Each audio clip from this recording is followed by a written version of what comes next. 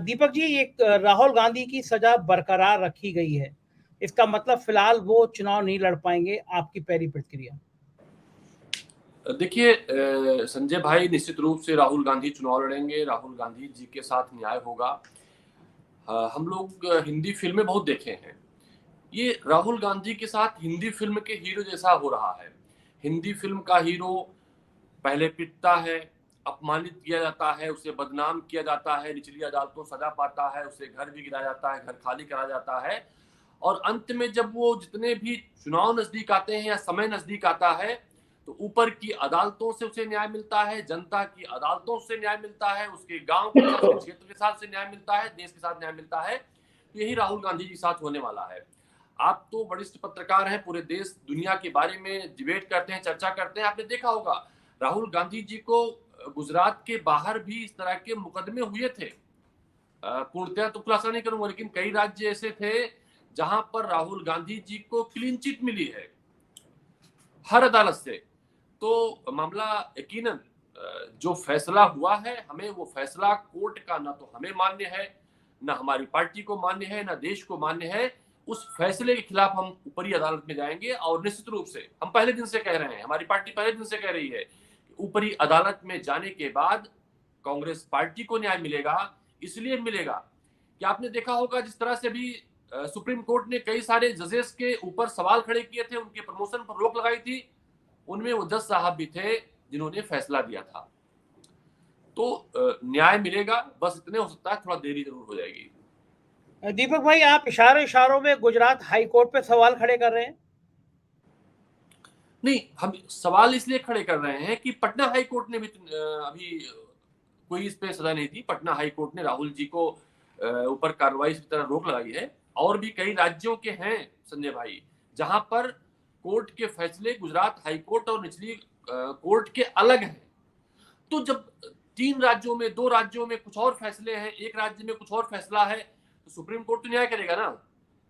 Supreme court न्याय करेगा, और हमें सुप्रीम कोर्ट के न्याय पर भरोसा भी है, क्योंकि जिस तरह से इस बीच में सुप्रीम कोर्ट ने कई सारे मामलों में एकदम न्यायप्रिय भूमिका को दिखाई है, पूरे देश ने सराहा है, जो हमें कई वर्षों में पीछे देखने को नहीं मिला था, तो वो होने वाला है। ये राहुल गांधी जी को लेकर जो भारतीय जनता पार्टी में डर था, जैसे छुटभैया नेता होते हैं, किसी को फर्जी मुकदमे में फंसाकर उसको रोकना चाहते हैं, ये भारतीय जनता पार्टी के नेताओं का वो कृत्य था। देश के सामने इसका पर्दाफाश होगा, और आप लगातार देखिए कई सारे वो मीडिया घराने जो दिन भर मोदी मोदी, भाजपा भाजपा, हिंदू मुसलमान करते रहते हैं, उनके भी सर्वे में मोदी जी की और राहुल जी की लोकप्रियता में दुगने का अंतर आया है। राहुल गांधी जी पॉपुलरिटी धीरे धीरे मोदी से दोगुना आगे निकल गई। तो कहीं ना कहीं ये जो राहुल गांधी जी के ऊपर भारतीय जनता पार्टी सरकार अत्याचार कर रही है, देश के नेताओं पर अत्याचार कर रही है, अघोषित रूप से इमरजेंसी लगाकर ईडी सीबीआई के माध्यम से परेशान कर रही है, और कहीं कहीं कुछ न्यायालय का भी सहारा ले रही है। तो देश 2024 में सबसे बड़े न्यायालय में, देश की जनता के न्यायालय में जा रहा है, और देश का न्यायालय इसका न्याय कर देगा कि कौन सच था, कौन गलत था। और उसके परिणाम हिमाचल से आना शुरू हुए थे, कर्नाटक तक अभी आपने देखा है। दीपक जी, आखिरी सवाल आपसे। आप भी सदन में बहुत तीखा तीखा बोलते रहे हैं, विधान परिषद में आपने बड़े सबसे ज्यादा सवाल उठाने वाले आप नेता रहे हैं कांग्रेस के। बाहर भी आप बहुत तीखे हमले करते हैं, स्मृति ईरानी पे तो खास तौर से आप करते हैं। कल आपने ट्वीट भी आपका बहुत ज्यादा वायरल हुआ। लेकिन अब क्या नेता इस तरह के बयान देंगे तो क्या अब ये हर मामले अदालतों में जाया करेंगे? अदालतों में काम पहले कम क्या है कि वो नेताओं के इन बयानों को और लेना शुरू कर देगी? संजय भाई, बहुत सही सवाल पूछा आपने। देश के नेताओं को छोड़िए, अन्य नेताओं को, भारतीय जनता पार्टी के नेताओं ने कितनी बार देश का अपमान किया है। भारतीय जनता पार्टी के नेताओं ने उस गांधी परिवार का बार बार अपमान किया है जो भारत रत्न है देश के, जिन्होंने गांधी परिवार की जो पारिवारिक परंपरा है, जिसको लेकर कई सारे कालों में हमारे वेदों में उल्लेख है कि पारिवारिक परंपरा के उस माध्यम को देश स्वीकार करेगा जिसमें काबिलियत होगी। तो हमारे देश में हमें गर्व है गांधी परिवार की उस परंपरा पर, जिसने देश की एकता अखंडता के लिए शहादत दी, चाहे इंदिरा गांधी जी रही हों, राजीव गांधी जी रहे हों, हमारे मुख्यमंत्री रहे हों, कई पूर्व मुख्यमंत्री नेता रहे हों, और भारतीय जनता पार्टी ने उन शहीदों का अपमान किया है, इससे कठिन शब्दों में अपमान किया है, मातृशक्ति का अपमान किया है, किसी राजनेता की पैदाइश का अपमान किया है, उसके जन्मों को लेकर अपमान किया है, उसकी सरनेम को लेकर अपमान किया है। तो अदालतें तब कहां थी? तब कहां थे वो लोग जिनको आज लगता है मोदी सरनेम के नाम से चोर का कहा जाने पर उन्हें आपत्ति हो रही है?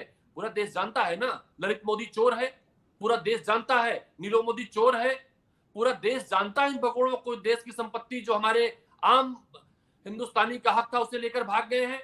आपने स्मृति ईरानी जी की बात की, स्मृति ईरानी से मुझे बड़ा लगाव है, बड़ी उम्मीद थी स्मृति ईरानी से संजय भाई। हम अमेठी में चूंकि पैदा हुए, हमें उम्मीद थी, चूंकि हम भी चीनी तो पैदा करते नहीं है, चीनी खरीद खाते हैं, तो उन्होंने अमेठी के जन जन में घूम घूम कर कहा था कि हम 13 रुपए किलो चीनी बिटवाएंगे। तो हमारा धर्म बनता उनसे पूछे स्मृति जी से 13 रुपए किलो चीनी कब बटेगी? उन्होंने सिलेंडर रखकर, आपने भी देखा होगा, शायद आपने चलाया भी होगा, जब सिलेंडर का दाम 350 रुपए था, स्मृति ईरानी जी पूरे देश में घूमती थी, सस्ता सिलेंडर चाहिए, सस्ता सिलेंडर चाहिए, सस्ता सिलेंडर चाहिए। हमें उम्मीद थी कि स्मृति जी हमारी सांसद हो गई हैं, तब अमेठी में सिलेंडर 350 से कम बिकेगा। हमें उम्मीद थी 100 रुपए, जब पेट्रोल हो गया, डीजल काफी महंगा हो गया, वो महंगा सस्ते तेल की बात करती थी, अमेठी को हमको सस्ता तेल और पेट्रोल मिल जाएगा। वो विकास की बात करती थी, अमेठी में कई सारे नेशनल हाईवे, स्टेट हाईवे, दर्जनों फैक्ट्रियां, कई सारे शिक्षण संस्थान राहुल गांधी ने बनाए थे, हमने सोचा उसमें कुछ इजाफा कर देंगी, तो उन्होंने बंद कराना शुरू कर दिया, IIIT बंद करा दी, फूड पार्क बंद करा दिया, पेपर मिल बंद करा दी। सड़कें 360 सड़कें, आज हमारे कुछ साथियों ने सोशल मीडिया पर शेयर किया है संजय भाई, 360 सड़कें सदन में उठाया था, वो गड्ढा मुक्त हो गई हैं, गड्ढा युक्त हो गई हैं, सड़कें गड्ढे में तब्दील हो गई हैं। एक अमेठी बाईपास में सांसद स्मृति ईरानी गड्ढा भरवाने में सफल रही हैं, वो भी राहुल गांधी जी के प्रयास से हुआ था। तो हमारा लगाव हमारे सांसद से इसलिए है कि हमारी सांसद अकर्मण्य ना हो जाएं, उनके जो वादे थे उनको याद दिलाता रहता हूं, उन्हें ये भी याद दिलाता हूं कि आप उस अमेठी के सांसद हैं जहां पर विकास एक परंपरा थी, झूठ परंपरा नहीं थी। वहां एक ऐसा लोकसभा क्षेत्र था जिसकी पहचान हिंदुस्तान के बाहर भी अमेठी के रूप में थी। लोग बताते थे पड़ोस के राज्य वाले हम अमेठी से आए हैं, तो लोग उनकी पहचान हो जाती थी। उसे खराब कर रही हैं तो पीड़ा होती है, उनसे पूछ लेता हूं। अभी हमने उनका एक वीडियो शेयर कर दिया, तो 2 भाजपा कार्यकर्ताओं को थाने भिजवा दिया उन्होंने, उनको लगता है वो वीडियो हमको भेजता है, तो अब अपने कार्यकर्ताओं पर संदेह करने लगी हैं, उन कार्यकर्ताओं पर जिन्होंने उनको सांसद बनाया था। तो संजय भाई मैं तो सही हूं, और राहुल गांधी जी एक दिन उस हीरो की तरह निकल कर आएंगे, फिर से अमेठी से सांसद होकर जाएंगे, इस बात का भी इंतजार है।